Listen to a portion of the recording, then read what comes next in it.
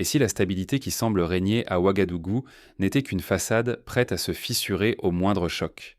Imaginez-vous un soir calme où la ville semble paisible alors que dans l'ombre, des forces opposées à la transition s'activent.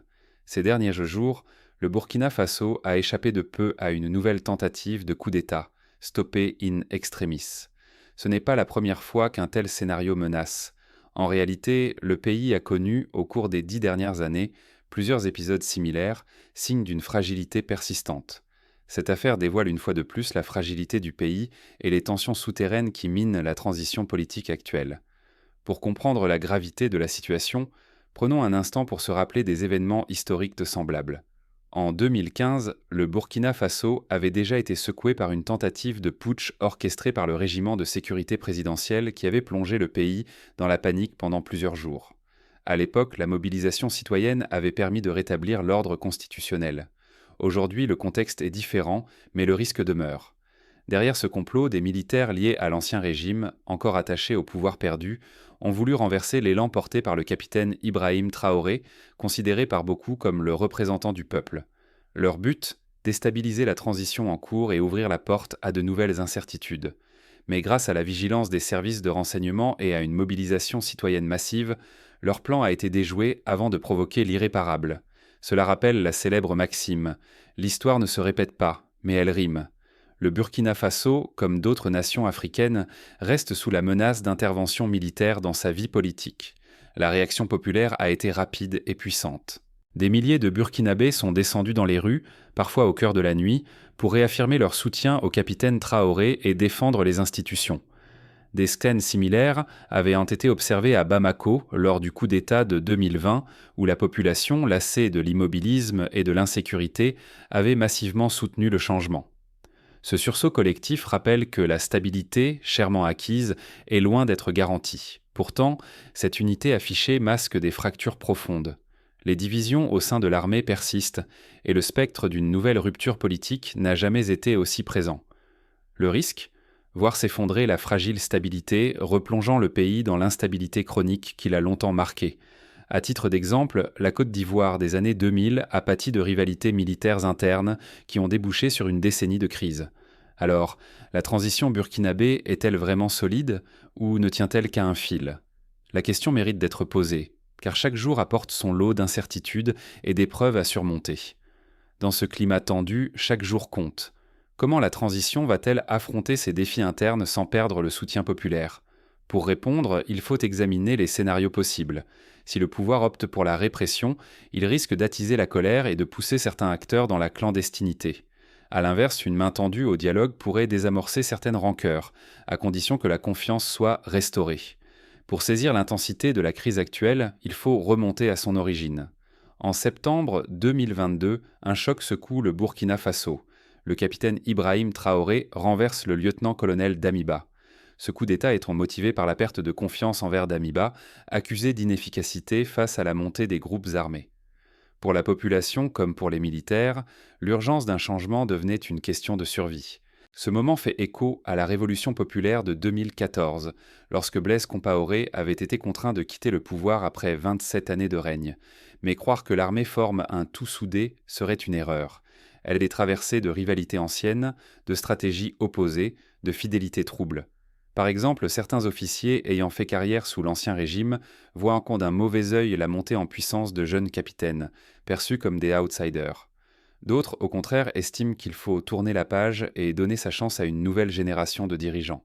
Les lignes de fracture bougent sans cesse, alimentant suspicion et instabilité. Dans ce climat, chaque décision maladroite ou souvenir mal digéré peut rallumer les tensions et menacer la fragile transition. Rappelons-nous de la Guinée, où la méfiance entre factions militaires a souvent abouti à des purges sanglantes et à une instabilité chronique. Une simple étincelle peut suffire à faire dérailler l'équilibre, avec des conséquences immédiates pour la sécurité de millions de Burkinabés. Mais le vrai test pour le nouveau pouvoir ne tarde pas à arriver. Une menace tapie dans l'ombre se prépare à frapper. Imaginons un scénario où un groupe de colonels, marginalisés lors des récentes nominations, décide de prendre les armes pour s'imposer. Ce genre d'événement, s'il se produisait, pourrait entraîner une cascade de représailles et plonger le pays dans le chaos. La récente tentative de coup d'État au Burkina Faso n'est pas un simple incident, c'est le reflet d'une fissure profonde qui traverse l'armée et le pouvoir. Depuis l'annonce officielle du complot déjoué, les coulisses du régime bruissent de rumeurs et de soupçons. Sous l'apparence de l'unité, la méfiance s'installe à tous les étages.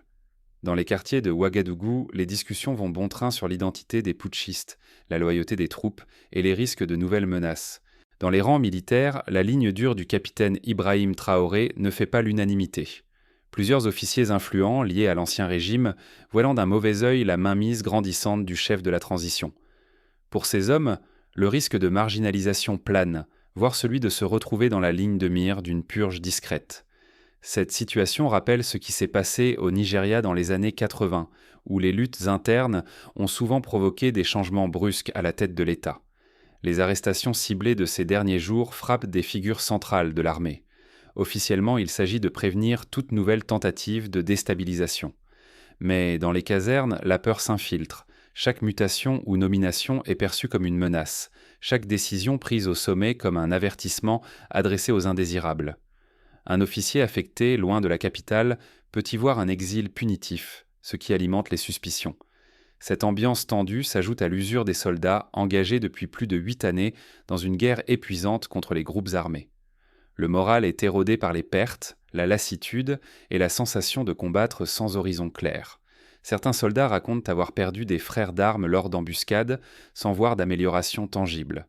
Ce climat favorise les doutes et attise chez certains le désir de rupture, voire de rébellion. Le Mali voisin, confronté à des défis similaires, a vu son armée se diviser et des mutineries éclater lorsque la confiance en la hiérarchie s'est effondrée. Parallèlement, la population attend un changement tangible. Beaucoup considèrent Ibrahim Traoré comme la dernière barrière contre le chaos, mais l'impatience monte.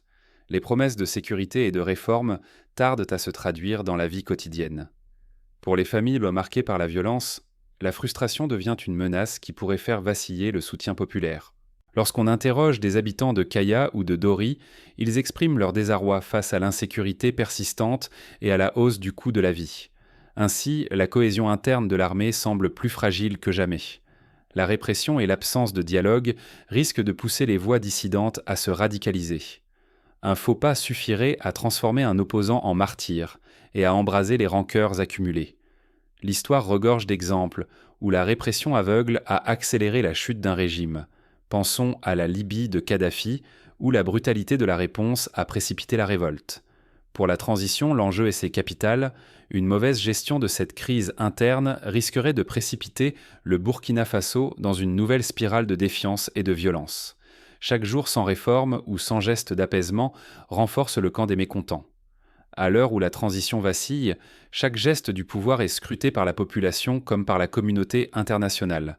Les partenaires régionaux, tels que la CEDEAO et l'Union africaine, suivent la situation de près, prêts à réagir en cas de dérapage. La prochaine épreuve sera décisive pour la crédibilité du régime et la stabilité du pays. Et si la menace la plus grave pour le Burkina Faso venait désormais de l'intérieur, depuis l'année 2022, les tentatives de déstabilisation se multiplient, révélant la fragilité d'une transition menée par le capitaine Ibrahim Traoré. Les analystes politiques évoquent la possibilité d'un coup d'État rampant, où la contestation gronde sans éclater, jusqu'à ce qu'un événement déclencheur mette le feu aux poudres. Chaque arrestation, chaque complot déjoué, creuse davantage les fissures au sein du pouvoir. Derrière l'unité de façade et le soutien populaire affiché, les rivalités internes persistent, surtout dans l'armée. Le pouvoir, en s'épuisant à contenir ses propres divisions, expose ses faiblesses. C'est un cercle vicieux. Plus la répression est forte, plus la contestation devient sourde et dangereuse. Sur le plan régional, le Burkina Faso a rejoint l'Alliance des États du Sahel, rompant avec certains partenaires historiques. Cette orientation renforce l'autonomie du pays, mais l'isole aussi diplomatiquement et fragilise sa crédibilité auprès d'anciens alliés. Par exemple, l'appui logistique et financier de la France ou de l'Union européenne s'est réduit, ce qui complique la lutte contre les groupes armés. Les risques s'accumulent, isolement régional, vulnérabilité face aux groupes armés et remise en cause de la souveraineté. Chaque crise interne ouvre la porte aux influences extérieures, mais surtout, elle sape la confiance du peuple et des partenaires internationaux.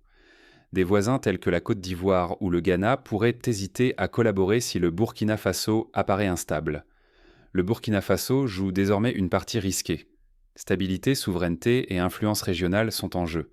La moindre faille dans la gestion de ces tensions pourrait faire vaciller tout le projet de transition et affaiblir la lutte contre les groupes armés. L'exemple du Soudan, où les divisions internes ont mené à la paralysie de la transition, doit servir de leçon. Mais derrière ces crises, une question demeure. Comment réagiront les Burkinabés si la confiance s'effrite ? Le prochain acte s'annonce décisif. L'histoire montre que la patience des peuples a des limites. En Tunisie, en 2011, la lassitude a fini par emporter un régime jugé incapable de répondre aux attentes. Pour éviter que l'histoire ne se répète, quelle route emprunter ? La solution à la crise ne réside pas uniquement dans la force ou la répression. Si la sécurité reste une priorité, il devient vital d'ouvrir un dialogue politique et institutionnel, sincère et inclusif, embrassant toutes les sensibilités du pays. Cela implique la mise en place de forums de concertation, d'espaces de parole pour les syndicats, les organisations de jeunesse, les représentants des régions rurales, souvent oubliées des grandes décisions. La transition ne pourra réussir que si elle rassemble largement. Il faut associer l'armée, les institutions, mais aussi les partis politiques, la société civile, les acteurs économiques et les représentants des différentes communautés. Chacun doit se sentir écouté, chacun doit compter. Sans ce sentiment d'inclusion, la tentation de la contestation restera forte. Un autre défi majeur, rebâtir la confiance à l'intérieur de l'armée, mais aussi entre l'armée, le gouvernement de transition et les institutions. Les soupçons, rivalités et silences fragilisent l'ensemble du système, ouvrant la voie à de nouveaux dérapages. Cela passe par des mesures concrètes, telles que la transparence dans les nominations, la promotion au mérite et la lutte contre la corruption au sein des forces de sécurité. Le soutien populaire, bien réel, doit désormais s'orienter vers le projet collectif. Il ne s'agit pas seulement d'appuyer un homme ou une équipe, mais de consolider un consensus autour des réformes et de l'avenir du pays. Pour cela, il est urgent de lancer des campagnes d'information et de consultation, afin que chaque citoyen puisse s'exprimer sur les choix majeurs. Il faut aussi éviter toute chasse aux sorcières. Désigner des coupables ou régler des comptes ne ferait qu'approfondir les fractures, miner la cohésion nationale et affaiblir le Burkina Faso, alors que l'unité est plus nécessaire que jamais. L'exemple du Rwanda, qui a su privilégier la réconciliation nationale après le génocide, montre qu'il était possible de tourner la page sans sombrer dans la vengeance. Si ces leçons ne sont pas tirées, le pays risque de s'enfoncer dans l'instabilité et de perdre ce qui fait sa force, l'unité face à l'adversité. À ce carrefour, chaque choix pèsera lourd sur l'avenir de la transition. Le Sénégal, longtemps considéré comme un modèle de stabilité, a su éviter les pièges de la division grâce à une culture du dialogue et du compromis. Mais cette ouverture suffira-t-elle à apaiser les tensions ou d'autres failles risquent-elles de surgir ? Les prochains jours seront décisifs. Pour renforcer la résilience du pays, il convient de mettre en place des mécanismes d'alerte précoce, capables d'identifier et de désamorcer les crises avant qu'elles ne dégénèrent.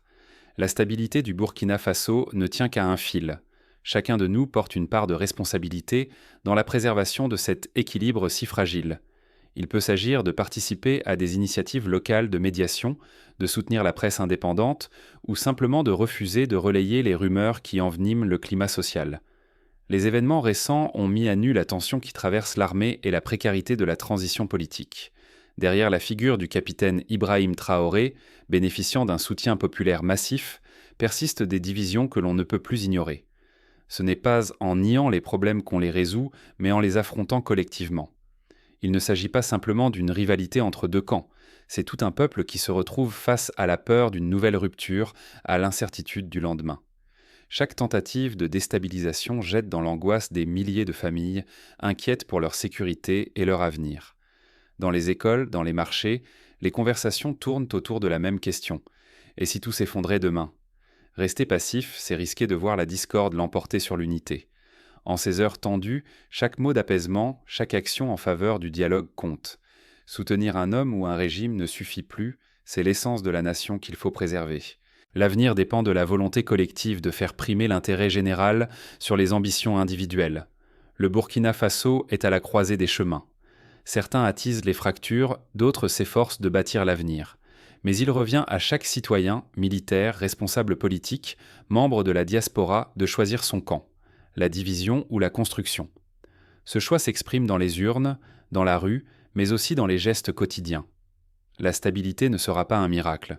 Elle dépendra d'un engagement quotidien à refuser la haine, à ouvrir le dialogue, à affirmer ensemble le désir de paix. Sinon, ce ne sont pas seulement les institutions qui vacilleront, mais aussi la capacité du pays à résister aux groupes armés et aux pressions extérieures. Les Burkinabés ont prouvé, à maintes reprises, qu'ils savent se mobiliser pour défendre leur dignité. Aux yeux du monde, la crédibilité de la transition burkinabé dépend de notre aptitude à régler nos différends sans violence, à renforcer la confiance dans nos institutions, à prouver que la solidarité peut l'emporter sur la discorde. De nombreux pays observent l'évolution de la situation, prêts à tendre la main si la stabilité et la démocratie l'emportent. La question demeure, quel rôle choisirez-vous ? Serez-vous simple spectateur ou acteur de la paix ? De l'engagement de chacun peut naître un nouvel espoir pour le Burkina Faso. En se souvenant des sacrifices passés, en refusant la fatalité, le pays peut se donner les moyens d'un avenir meilleur. L'histoire s'écrit chaque jour et il appartient à tous de la façonner.